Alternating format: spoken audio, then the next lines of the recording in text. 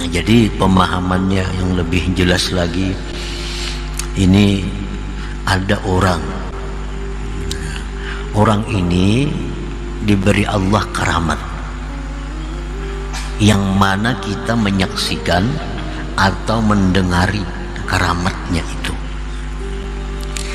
Nah, apabila kita ini membenarkan itu dan kita bisa beradab dengan orang itu pertanda bahwa Allah akan memuliakan kita.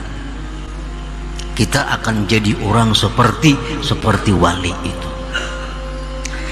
Nah, tetapi apabila Allah memperlihatkan kepada kita walinya, lalu kita ini kada diberi taufik untuk membenarkan itu wali, tidak diberi taufik oleh Allah untuk menjaga adab dengannya, ini pertanda bahwa kita akan menjadi orang yang hina di hadapan Allah Subhanahu wa ta'ala. Nah, para muhibbin rahimakumullah, waqad qila, sungguh dikatakan orang,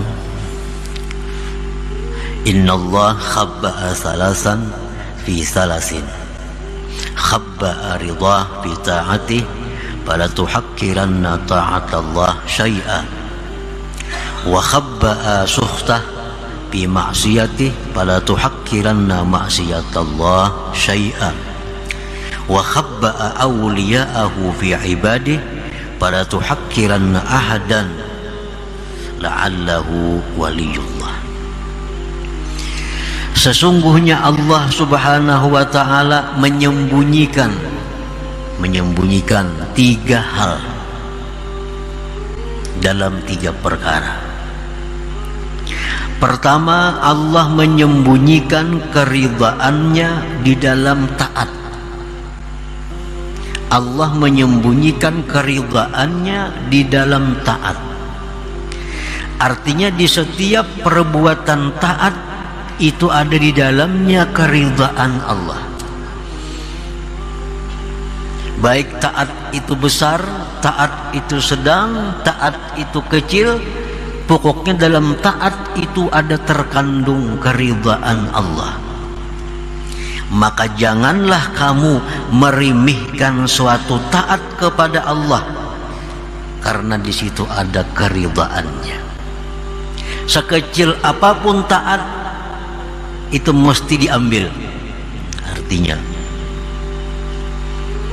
jangan dianggap remeh satu taat walaupun kecil, karena di dalamnya itu ada ridha Allah, keridhaan Allah Subhanahu wa ta'ala. Jadi jangan meremehkan perbuatan taat, jangan meremehkan sesuatu yang diperintah oleh Allah, karena di situ terkandung keridhaan Allah Subhanahu wa ta'ala.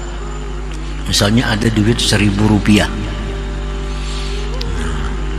Duit 1.000 rupiah ini kita anggap kecil karena kada banyak manfaatnya. Tetapi duit 1.000 rupiah kalau kita sumbangkan, kalau kita sedekahkan, nah dalam duit 1.000 rupiah itu ada keridhaan Allah. Jangan anggap remeh lagi duit 1.000 yang telah disedekahkan itu. Duit 1.000 yang disedekahkan itu jauh lebih berarti daripada puluhan miliar yang ada di deposito kita. Kenapa? Karena duit yang dalam deposito kita, duit dalam tabungan kita, belum tentu ada keridhaan Allah di situ. Tapi duit 1.000 yang kita sedekahkan itu ada keridhaan Allah di dalam uang 1.000 rupiah itu. Jangan anggap remeh sesuatu yang di dalamnya ada keridhaan Allah Subhanahu wa ta'ala. Nah, yang kedua, Allah Subhanahu wa ta'ala menyembunyikan kemurkaannya di dalam maksiat. Jangan kamu remehkan sekecil apapun maksiat kepada Allah. Jangan kamu anggap remeh maksiat sekecil apapun, karena dalam maksiat itu ada kemurkaan Allah. Kemurkaan Allah ini kalaunya menang daripada keridhaannya, kita akan masuk dalam neraka. Ini timbangan amal kita nih, di akhirat ditimbang amal kita sama beratnya antara kebaikan kejahatan sama. Nah, sama. Cari-cari amal lagi, kumpulkan lagi amal kita, malaikat mengumpulkan sampai di posisi ini sama. Nah, datang amal kejahatan halus saja, kayak rambut diandak ke sebelah kiri, barat ke sebelah kiri. Nah, dengan sebilah rambut inilah kita masuk ke dalam neraka kalau kada diampuni oleh Allah Subhanahu wa ta'ala. Jangan anggap remeh sesuatu amal kejahatan, karena yang sedikit itulah bisa membawa petaka bencana kepada kita. Nah, kalau nya sama aja itu bisa selamat. Kan ditimbang amal, ambil amal kebaikan, letakkan sebelah kanan daun timbangan, amal kejahatan sebelah kiri, amal kebaikan sebelah kanan, amal kejahatan sebelah kiri, timbang-timbang sama. Nah, berarti kebaikan habis, berarti lagi.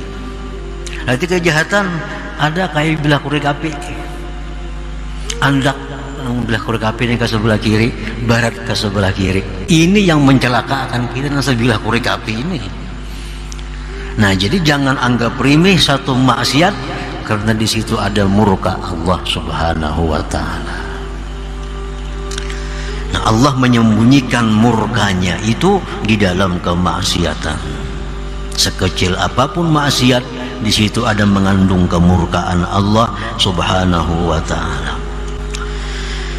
Yang ketiga, wa khabba'a awliya'ah fi ibadih, Allah menyembunyikan para walinya, Allah menyembunyikan kekasihnya di tengah-tengah hambanya. Fala tuhakkiranna ahadan, jangan sekali-kali kamu meremehkan seseorang dari hamba Allah. La'allahu waliyullah, barangkali dia itu adalah kekasih Allah Subhanahu wa ta'ala. Meremehkan, memperinting kekasih Allah itu sama hanya dengan memperinting, meremehkan Allah Subhanahu wa ta'ala. Nah, para muhibbin rahimakumullah, jadi wali-wali ini sembunyikan Allah di tengah-tengah hambanya.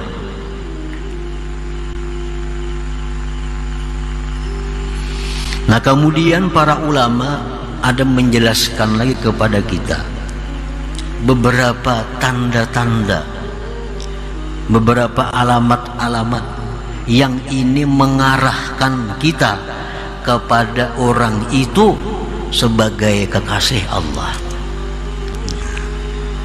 Kan jangan kamu remehkan hamba Allah, karena di situ ada wali-walinya. Siapa tahu yang kamu remehkan itu adalah waliullah, maka engkau akan binasa. Nah, ada tanda-tanda yang mengarahkan kita bahwa itu makin mendekati waliullah, makin mendekati, bukan memastikan. Disebutkan dalam kitab Al-Ilmun Nibras, ini alamat-alamat yang mengarahkan bahwa itu ada kemungkinan hamba Allah itu seorang walinya.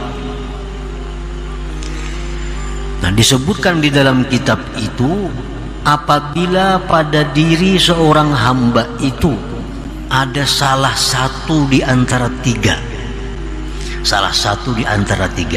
maka orang ini bisa kita i'tikadkan bahwa orang ini adalah orang yang mulia di sisi Allah.